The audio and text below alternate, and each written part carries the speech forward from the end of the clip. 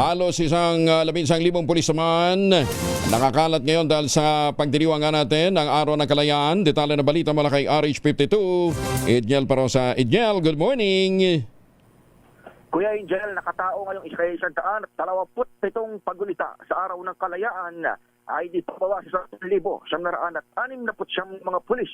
Ayon kay Philippine National Police Public Information Chief, Police Brigadier General Randolph Tuanyo, ipakakalat na mga ito sa mga lugar na maaaring pagdausan aktibidad na may kinalaman sa Independence Day. Kabilang nga dyan ang gagawing parada sa Quirino Grandstand o sa area ng Luneta sa Maynila. Maging ang pagtataas ng watawat ng Pilipinas dito naman sa ating kinaroroonan sa may pinaglabanan shrine sa lungsod ng San Juan.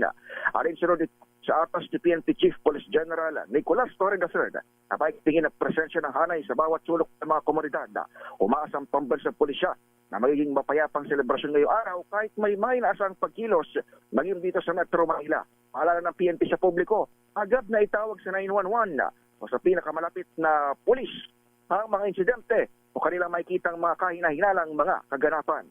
Ito si Edniel Rosa, nag-uulat para sa DZRH. Una sa Pilipinas, una sa Pilipino. Maraming salamat, Edniel.